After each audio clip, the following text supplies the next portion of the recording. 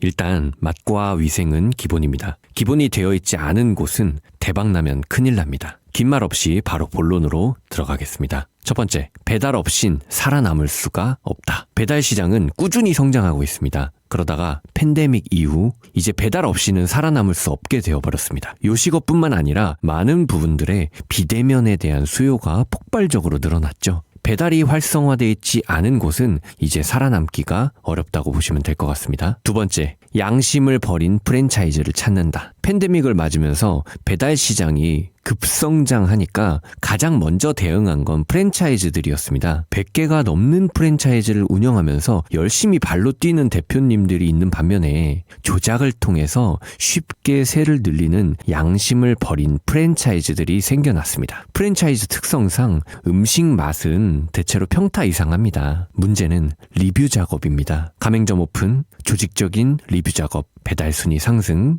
매출 상승, 그리고 그게 성공 사례 마케팅으로 이어지죠. 이 전략은 엄청난 성공률을 보여줍니다. 이러한 양심을 버린 프랜차이즈들, 정말 큰 문제이지만 성공률이 높은 것은 사실입니다. 세 번째, 대도파민의 시대. 이제 우리는 모두가 스마트폰을 들고 다니고 남녀노소 할 것 없이 유튜브, 틱톡 등으로 이 컨텐츠를 소비합니다. 이러한 컨텐츠들은 뇌에 엄청난 자극을 줍니다. 그로 인해서 도파민이라는 물질이 나오는데 이게 중독을 일으킨다고 합니다. 계속해서 도파민을 원하게 되고 더 큰 자극을 원하게 되는 겁니다. 이 배고픔을 채우기보다는 뇌를 채우기 위해 음식을 소비하는 경우가 늘어나고 있다고 보면 될 것 같네요. 이러한 변화를 빠르게 인지하고 익숙하면서도 새로움을 줘야 하는 시대입니다. 요식업을 하시는 분들에게는 너무나도 어려운 숙제겠죠. 그러다 보니까 프랜차이즈에 의지할 수밖에 없습니다. 그게 아니라면 새로운 자극을 줄 수 있는 연구를 계속 해야 합니다. 유니크한 사이드 메뉴, 유니크한 컨셉, 또 유니크한 소스 등 이 부분에 대해선 다음에 자세히 다뤄보도록 하겠습니다. 네 번째, 감정까지 채워주는 리뷰 관리는 필수. 이제 리뷰 하나하나에 울고 웃는 시대입니다. 요식업 운영은 스트레스를 정말 많이 받습니다. 그래서 서비스까지 친절하기가 좀 어렵죠. 하지만 해야 합니다. 친절. 이러한 친절에 트렌디한 매력까지 있다면 소비자의 감정까지 채워줄 수 있게 됩니다. 그래서 많은 프랜차이즈들은 리뷰 관리도 조작을 합니다. 리뷰 관리를 사장님인 척 담당 직원이나 대행사에서 해주니까요. 사장님은 난데 내 가게의 리뷰 댓글을 다른 사람이 대신 해주는 겁니다. 너무 편하겠죠? 리뷰를 조작하고 그 조작된 리뷰에 친절한 답변까지 맛집 이미지를 아주 확실하게 가져올 수 있게 됩니다. 다섯 번째, 경쟁업체에겐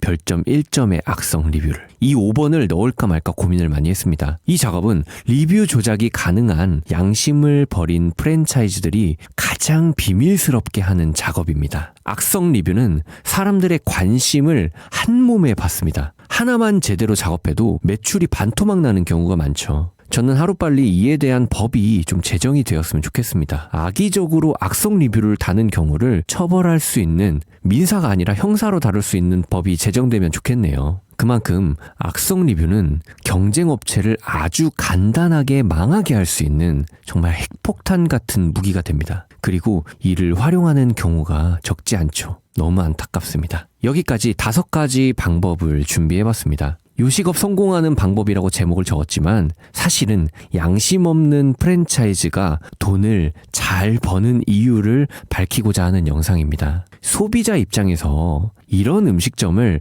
안 고를 이유가 없습니다. 왜냐하면 아는 맛, 많은 리뷰, 새로운 자극, 또 만족도 높은 서비스 등 겉으로 보기엔 아주 완벽하거든요. 하지만 그 속에는 항상 조작이 숨어 있을 수 있습니다. 만약에 지금 창업을 준비하시는 분들이 이 영상을 보신다면 리뷰 관리를 잘해주는 스마트한 프랜차이즈를 찾게 되실 수도 있겠죠. 아무래도 생계가 달려있고 또 꿈이 달려있으니까. 하지만 적어도 리뷰 조작이나 악성 리뷰 작업을 하는 프랜차이즈는 걸러주세요. 그리고 직접 조작을 하고 있는 사장님이 계시다면 이제라도 좀 멈춰주세요. 저는 앞으로 계속 이렇게 조작에 대해 다룰 겁니다. 정직하게 운영하는 방법 또한 알려드릴 거고요. 계속 이렇게 해보려고 합니다. 요식업계에 가득한 이 조작 문화가 좀 사라지면 참 좋겠습니다. 이제 허기만 채우는 것이 아니라 이 감정도, 이 마음도 채워줘야 하는 그런 시대가 왔습니다. 음식점으로 성공하기 위해선 맛은 기본이고 서비스도 친절해야 되죠.